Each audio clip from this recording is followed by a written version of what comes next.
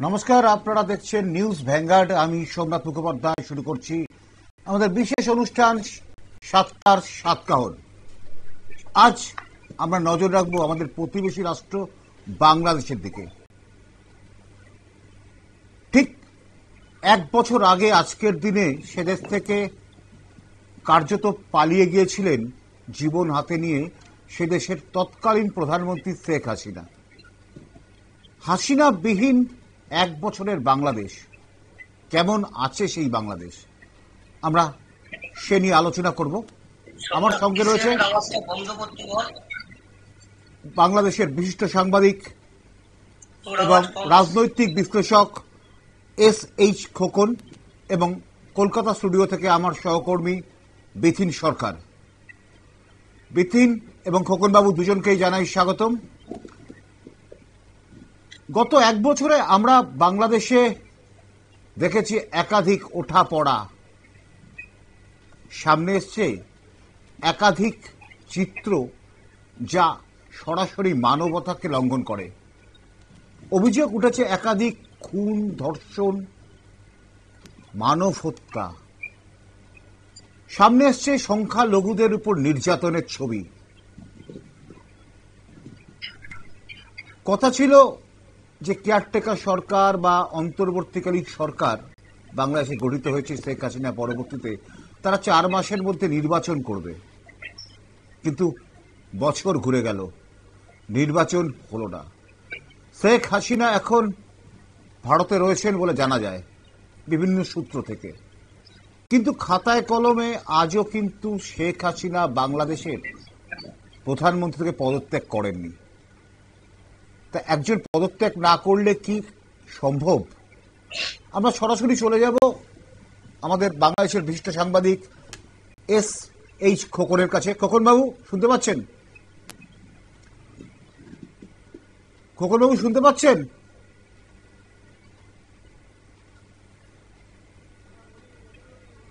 আচ্ছা, খোকন বাবুর audio disturb হচ্ছে। বিথিন, তুমি তো দীর্ঘদিন ধরে বাংলাদেশের খবরের উপর নজর রাখছো, কি দেখতে পাচ্ছ, কেমন আছে বাংলাদেশ? দেখো, সেই অর্থে বলতে গেলে যে ভালো থাকার স্বপ্ন দেখানো হয়েছিল, যে সুশাসনের স্বপ্ন দেখানো হয়েছিল, যে উন্নত বাংলাদেশের স্বপ্ন দেখানো হয়েছিল, যে কোটা মুক্ত বাংলাদেশের স্বপ্ন দেখানো হয়েছিল, তার একটিও বাস্তবায়িত হয়েছে বলে অন্তত আমার জানা। উল্টে আমরা যদি বিগত 1 বছর গণপ্রজাতান্ত্রিক বাংলাদেশের প্রেক্ষাপট বিশ্লেষণ করি, তাহলে দেখব এই বাংলাদেশ নামের আগে যে গণপ্রজাতান্ত্রিক কথাটি লেখা হতো এতদিন ধরে, 71 সালের পর থেকে, স্বাধীন বাংলাদেশ তৈরির পর থেকে, মূলত সেই গণতন্ত্রটাই বাংলাদেশে নেই। একদিকে বাংলাদেশ শাসন করছে অন্তর্বর্তীকালীন সরকার মোহাম্মদ ইউনূসের নেতৃত্বে এবং তার দ্বারা গঠিত এই উপদেষ্টা মন্ডলী যারা বাংলাদেশকে পরিচালনা করছে। অন্যদিকে বাংলাদেশ সেনাবাহিনী তারা এই মোহাম্মদ ইউনূসকে সমর্থন জানিয়ে এবং অবশ্যই আন্দোলন বা গণ আন্দোলনের নাম করে যে উন্মত্ত জনতাকে আমরা দেখেছিলাম ঠিক 1 বছর আগে, যে ছাত্র সমাজকে, যে ছাত্র সমাজ একটা সময় বাংলাদেশের ছাত্র সমাজ মানে ঢাকা ইউনিভার্সিটির ছাত্ররা মানে একটা সংঘবদ্ধ আন্দোলন, একটা গঠনশীল আন্দোলন দেখে অভ্যস্ত সারা পৃথিবী, সেই ঢাকা বিশ্ববিদ্যালয়ের ছেলেপেলে সহ বাংলাদেশের এই কোটা বিরোধী আন্দোলনে যে সমস্ত ছাত্রছাত্রীদের দেখা গেল, পরবর্তী সময়ে তাদের আন্দোলনটাই বোঝা গেল যে মৌলবাদী শক্তির দ্বারা পরিচালিত এবং পূর্ব পরিকল্পনা মাফিক। সবচেয়ে বড় এই মুহূর্তে বাংলাদেশ একটা বারুদের স্তূপের উপরে বসে, একদিকে যেমন সুশাসনের কোনো চিহ্ন মাত্র নেই, অন্যদিকে প্রতিদিন প্রতিনিয়ত বাংলাদেশে বসবাসকারী সংখ্যালঘু সম্প্রদায়ের উপরে হামলা, হ্যাঁ বিপিন, বিপিন শুনতে পাচ্ছ বিপিন? একরকম কথা বলছে, উপদেষ্টা মন্ডলী তারা একরকম কথা বলছে।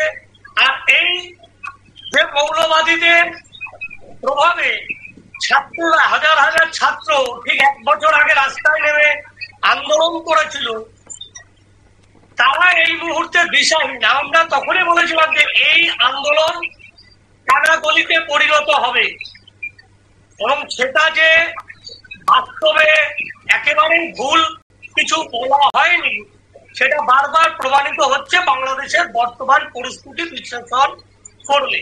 এবং এই বাংলাদেশে আগামী দিনে বিপিন তুমি আমাকে শুনতে পাচ্ছ? সাধারণ নির্বাচন অনুষ্ঠিত হবে, তার কোনো স্থিরতা নেই। বিপিন, বিপিন তুমি আমাকে শুনতে পাচ্ছ? বিপিন, বিপিন সবচেয়ে বড় বিষয় যে বাংলাদেশের আমরা যে পরিস্থিতি দেখতে পাচ্ছি। বিপিন আমার আওয়াজ, তোমার আওয়াজ খুব কম আসছে, তোমার আওয়াজের থেকে পিসিআর এর আওয়াজ বেশি আসছে, যদি ওটা একটু কন্ট্রোল করা যায়। এবার আমার আওয়াজ শুনতে পাচ্ছ? আমার আওয়াজ শুনতে পাচ্ছ? অ্যাকচুয়ালি এখন আগরতলায় প্রচন্ড ঝড় বৃষ্টি হচ্ছে। বিপিন সবচেয়ে বড় বিষয় বাংলাদেশে কিন্তু এই মুহূর্তে একদম তুমি যদি সাদা চোখে দেখো তাহলে কিন্তু ভোটও করার মতো পরিস্থিতি নেই, কারণ প্রত্যেক দিনে কিন্তু বাংলাদেশে কোনো না কোনো গন্ডগোল চলছে। সেই জায়গায় দাঁড়িয়ে কোনো মতেই বাংলাদেশের এই উপদেষ্টা মন্ডলীর সদস্যরা, এমনকি মোহাম্মদ ইউনূস, তিনিও বুকে হাত দিয়ে বলতে পারবেন না যে কত তাড়াতাড়ি এই গণপ্রজাতান্ত্রিক কোট অ্যান্ড কোট, যেটা আমরা বলার চেষ্টা করছি যে বাংলাদেশের নামের আগে থেকে এই গণপ্রজাতান্ত্রিক শব্দটাই মুছে গিয়েছে গত 1 বছর ধরে, সেই জায়গায় দাঁড়িয়ে এই মুহূর্তে বাংলাদেশে কোনো মতেই কোনোভাবেই সাধারণ নির্বাচন করা সম্ভব নয়।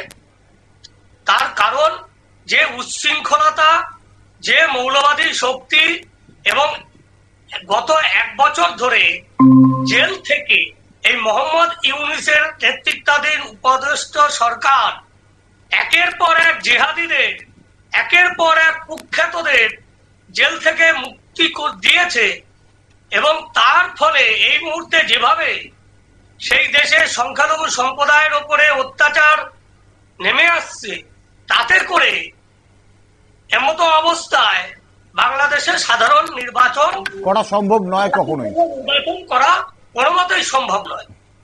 কিন্তু একটা দেশ, যে দেশ কিন্তু প্রগতিশীল ছিল, যে দেশের কিন্তু উন্নতি হচ্ছিল, তাদের বস্ত্র শিল্পে উন্নতি হচ্ছিল, অন্যান্য শিল্পের উন্নতি হচ্ছিল, এবং তাদের মার্কেট ভ্যালু কিন্তু বাড়ছিল। দেখো তারা পাকিস্তান থেকে আলাদা হয়ে 71 সালে দেশ হয়েছিল, পাকিস্তানের ইকোনমি কোথায়, তার থেকে অনেক বেশি উঁচুতে উঠেছিল বাংলাদেশের ইকোনমি।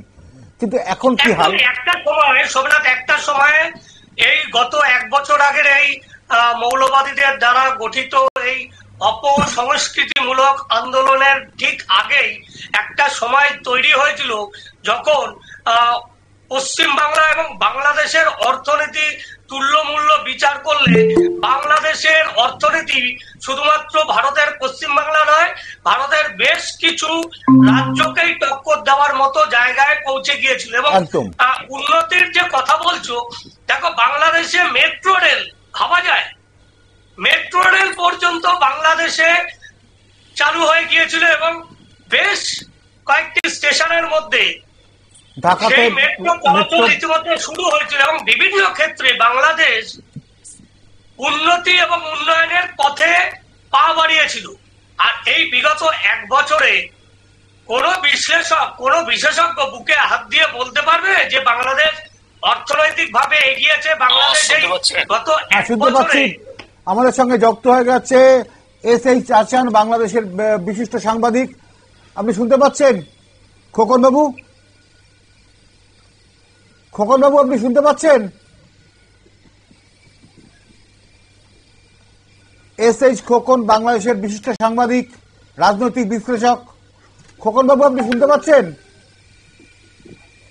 আবার বোধহয় লাইনটা গন্ডগোল হয়ে গেল। হ্যাঁ বিথিন, আমরা যে আলোচনা করছিলাম, এই যে ছবি, গত 5ই আগস্টের ছবি আমরা দেখছি টিভির পর্দায়, 2024-এর 5ই আগস্ট এই মুহূর্তে যে ছবিটি, সেই ছবিটি হলো গণভবনের প্রধানমন্ত্রীর বাসভবন একদম, এবং এই জায়গার যে চিত্র সেই গত 1 বছর আগে সারা পৃথিবীর মানুষের সামনে উঠে এসেছিল, যে একজন 80 দোরগোড়ায় পৌঁছে যাওয়া বা তার কাছাকাছি পৌঁছে যাওয়া একজন মহিলা প্রধানমন্ত্রী তার অন্তর্বাস নিয়ে হই হুল্লোড় করছে কিছু তরুণ যুবক, সেই প্রধানমন্ত্রীর বাসভবনে, প্রধানমন্ত্রীর শয্যা কক্ষে, তার বিছানায় জুতো পরে উঠে তারা আনন্দ করছে। তারা তার যে রান্নাঘর, প্রধানমন্ত্রীর বাসভবনের যে রান্নাঘর, সেখানে যা যা রান্না করা ছিল সেই সমস্ত কিছু লুটে পুটে খাচ্ছে। এটা কোনো সুস্থ স্বাভাবিক একদম। এটা বাংলাদেশ যা দেখিয়েছে, বাংলাদেশের জনগণ ছাত্র আন্দোলনের নামে যা করেছে তা কার্যত এটাকে কি বলা যেতে পারে? মৌলবাদী, অশিক্ষা। কিন্তু এই বাংলাদেশের মাটিতেই কিন্তু একসময় বাংলা ভাষার জন্য আন্দোলন হয়েছিল। 21শে ফেব্রুয়ারি আন্তর্জাতিক ভাষা দিবস এই বাংলাদেশের ঢাকা থেকে কিন্তু শুরু হয়েছিল, ঢাকা ইউনিভার্সিটি থেকে। একটা ভাষাকে কেন্দ্র করে একটা দল হয়েছিল। তারপর সেই বাংলাদেশ আজকে চাইছে তাদের মাতৃভাষা হবে আরবি বা উর্দু, আরবি বিশেষ করে। কোথায় যাচ্ছে বাংলাদেশ বলো তো বিপিন? দেখো, বাংলাদেশ 71 সালের পর যে রক্তক্ষয়ী সংগ্রামের মধ্যে দিয়ে মুক্তি যুদ্ধ হয়েছিল এবং মুক্তিযুদ্ধের সেনানায়করা যে বাংলাদেশ গঠনের স্বপ্ন দেখেছিল, আজকে সেটা ধূলিসাৎ হয়ে গিয়েছে গত 1 বছরে। এবং ঠিক 1 বছর আগে যেভাবে মনে আছে যে বাংলাদেশের এই 71-এর বিজয় উৎসবকে স্মরণ করে রাখতে যে সমস্ত স্মৃতির স্মারক তৈরি করা হয়েছিল, সেগুলোকে পর্যন্ত ভেঙে গুড়িয়ে দেওয়া হয়েছে এবং 71-এর মুক্তিযুদ্ধকেই অস্বীকার করা হচ্ছে। 71-এর মুক্তিযুদ্ধকে অস্বীকার করা হচ্ছে। শুধু তাই নয়, ভাষা আন্দোলনের যে ভাষা আন্দোলন আজকে আন্তর্জাতিক ভাষা আন্দোলনের স্বীকৃতি পেয়েছে সোমনাথ, সেই বাংলাদেশে রবীন্দ্রনাথ, সেই বাংলাদেশের রাষ্ট্রীয় কবি কবি নজরুল ইসলাম, সেই বাংলাদেশের একের পর এক ব্লগার খুন, সেই বাংলাদেশে একের পর এক মুক্তিকামী, মুক্তি চিন্তাকামী ব্লগারকে প্রকাশ্য দিবালোকে খুন করা, এই বাংলাদেশ সেই বাংলাদেশ নয়। এবং গত 1 বছর আগের যে উচ্ছৃঙ্খলতা, বিপ্লবের নাম করে যে মৌলবাদী শক্তির অঙ্গুলি হিলনে, বৈদেশিক শক্তির অঙ্গুলি হিলনে বিপ্লবের নামে যে নক্কারজনক দৃশ্য তুলে ধরেছিল, যে ছবিটি দেখা যাচ্ছে যে প্রধানমন্ত্রীর বাসভবনে যে জলাশয়, সেখান থেকে রাজহাঁস অব্দি চুরি করে নিয়ে যাচ্ছে দল উচ্ছৃঙ্খল ছেলে, সেখানে নেমে তছনছ করছে, মাছ তুলে নিয়ে যাচ্ছে। সেখানে মুরগি, হাঁস, একটা কক্ষ ছিল যেখানে রাখা রাখতো, সেগুলো তুলে নিয়ে চলে যাচ্ছে। সবজি চাষ করে সেই সবজি তছনছ করে দিয়েছে। যে ছবি বিপিন, সবচেয়ে বড় বিষয়, যে যে দেশে এখন অব্দি মৌলবাদেরা মাথাচাড়া দিয়ে উঠেছে, সেই সব দেশের অধঃপতন ছাড়া কিন্তু কিচ্ছু দেখা যাচ্ছে না। তুমি একটা দেশের নাম করো যে দেশটি এই মৌলবাদী মুসলিম সন্ত্রাসবাদী দেশ হিসাবে উঠে এসেছে বা পরিচিত, যাদের সেখানে বিপ্লবের নামে একটা নক্কারজনক রক্তক্ষয়ী একটা কেলেঙ্কারির মধ্যে দিয়ে ক্ষমতা দখল হয়েছে, সেই একটা দেশকে দেখাও যারা আজকে উন্নয়নশীল দেশ বা উন্নত দেশের পর্যায়ে পড়ে। সেটা তুমি দেখো, তুমি সবচেয়ে এই মুহূর্তে একটা দেশের সাথে তুলনা করা যায়, নাইজেরিয়া। আচ্ছা, খোকন বাবু আমাদের সাথে যুক্ত হতে পেরেছেন। খোকন বাবু শুনতে পাচ্ছেন? শুনতে পাচ্ছি। হ্যাঁ খোকন বাবু, বাংলাদেশের পরিস্থিতি আপনার থেকে আমরা ভালো বলতে পারবো না। এই 1 বছরে বাংলাদেশের অবস্থাটা কি, কতখানি পিছনে গেছে একটু বলতে পারি আমরা, সামনে এগোয়নি বাংলাদেশ? ধন্যবাদ আপনাকে। আসলে বাংলাদেশের 2024-এর 5 আগস্টের পর একটি ভিন্ন যাত্রার বাংলাদেশ তৈরি হয়েছে। যে বাংলাদেশ আসলে আমাদের চেনা বাংলাদেশ নয়, যে বাংলাদেশ আমাদের বাংলাদেশ নয়। আমরা কারা? আমরা হচ্ছি যারা মুক্তিযুদ্ধের প্রজন্ম, যারা ৭২-এর সংবিধান বা বাংলাদেশের যে মুক্তিযুদ্ধের মাধ্যমে অর্জিত যে বাংলাদেশ, সেই বাংলাদেশকে যারা আমরা স্বীকার করি বা আমরা ধারণ করি বা যে সেই চেতনাকে আমরা যারা লালন করি, আমরা সেই বাংলাদেশের প্রজন্ম। এই প্রজন্মের কাছে এই বাংলাদেশটা কাঙ্ক্ষিত বাংলাদেশ নয়, পরিচিত বাংলাদেশ নয়। 2024-এর 5 আগস্ট বাংলাদেশের তৎকালীন প্রধানমন্ত্রী শেখ হাসিনা যখন বাংলাদেশ থেকে ভারতে চলে যান বা তাকে যেতে বাধ্য করা হয়, ঠিক সেই দিন সেই খবরের পর থেকে বাংলাদেশে একটি বুনো উল্লাস শুরু হয়, যেটি আদিম মানুষের যে কালচার সেটিকেও হার মানিয়েছিল। বাংলাদেশের রাষ্ট্রীয় যে ভবনটিতে দেশের প্রধানমন্ত্রী থাকতেন, যেটিকে গণভবন নামে আমরা চিনে থাকি, সেই গণভবন বাংলাদেশের তার পাশেই আমাদের মহান জাতীয় সংসদ থেকে শুরু করে বাংলাদেশের মুক্তিযুদ্ধের যেসব স্থাপনা, বিশেষ করে বঙ্গবন্ধুর যেসব ভাস্কর্য, বঙ্গবন্ধুর বাড়ি, যে বাড়িতে বাংলাদেশের স্বাধীনতার বীজ বপন করা হয়েছিল, সেই 32 নম্বরের বাড়ি, যে বাড়ি ধানমন্ডি 32 নম্বর, সেই বাড়িটিতে আগুন দেওয়া হয়েছিল। এভাবে বঙ্গবন্ধু সারা বাংলাদেশের যত স্ট্যাচু ছিল তা ভেঙে ফেলা হয়েছিল, মুক্তিযুদ্ধের যত স্ট্যাচু ছিল তা ভেঙে ফেলা হয়েছিল। এভাবে প্রতিনিয়ত মানে সূচনাটা হয়েছিল 5 আগস্ট 2024, কিন্তু গত এক বছর আজ 5 আগস্ট 2025, এই এক বছরে প্রতিনিয়ত মূলত এই যে কার্যক্রম, এই যে সন্ত্রাসীপনা, এই যে জঙ্গিপনা, সেটি বাংলাদেশে চলেছে। বাংলাদেশ গত এক বছরে মোটামুটি একটি দেশের 80% আপনার পিছনে চলে গেছে, শেষ হয়ে গেছে এই দেশটা, আর 20% অবশিষ্ট আছে। সেটি আছে একদম গণমানুষের মধ্যে, তারা যারা এই মুক্তিযুদ্ধের চেতনা ধারণ করে, যারা লালন করে ৭১-কে, এই টাইপের মানুষের কাছে। দেখুন, বাংলাদেশে 2024-এর 5 আগস্ট যেদিন এই কথিত অভ্যুত্থান, আমি তো বলি এটি একটি জঙ্গি হামলা, পরিকল্পিত জঙ্গি হামলা যেদিন হয়, সেদিন বাংলাদেশের প্রায় 400 চিহ্নিত জঙ্গি, যারা আন্তর্জাতিকভাবে পরিচিত এবং স্বীকৃত জঙ্গি, যারা মানুষ হত্যা থেকে শুরু করে বিভিন্ন ধরনের অপকর্মের সঙ্গে জড়িত, যারা বাংলাদেশের সন্ত্রাসবাদের সঙ্গে জড়িত, সেই জঙ্গি গোষ্ঠী অধিকাংশ নেতা যাদেরকে জেল থেকে মানে কি বলে যে মুক্তি দিয়ে দেওয়া হয় এবং কোন রকম আইনি প্রক্রিয়া ছাড়া, এবং বাংলাদেশে প্রায় 3200 পুলিশকে হত্যা করা হয় যারা বিভিন্ন থানায় কর্মরত ছিল। বাংলাদেশের প্রায় 450 থানা যেগুলোকে লুটপাট করা হয় এবং তাদের অস্ত্রগুলো লুটপাট করে নিয়ে যায় জঙ্গিরা, এবং পরবর্তীতে আমরা দেখেছি অস্ত্র ব্যবহার করে সন্ত্রাসী কার্যক্রম, ডাকাতি আর মতো কার্যক্রম, ছিনতাইয়ের মতো কার্যক্রম পরিচালিত হচ্ছে। মূলত এই 2024-এর যে আগস্ট, সেই আগস্টই ছিল বাংলাদেশের মানুষের জন্য একটি ভয়াল আগস্ট, এবং সেই আগস্টের পর এই যাবৎকালে যতটি দিন অতিবাহিত হয়েছে, প্রত্যেকটা দিন মানুষের খোকনবাবু, এই বাংলাদেশের ভবিষ্যৎ কি? দেখুন, বাংলাদেশের ভবিষ্যৎ, এই প্রশ্নটি আসলে ভয়াবহ জটিল একটি প্রশ্ন। 1971 সালে বাংলাদেশ একটি রক্তক্ষয়ী সংগ্রামের মধ্য দিয়ে স্বাধীন হয়েছিল, যেখানে 30 লক্ষ শহীদ, 2 লক্ষ মা বোনের ইজ্জত সম্ভ্রমের বিনিময়ে সেই স্বাধীনতা এসেছিল।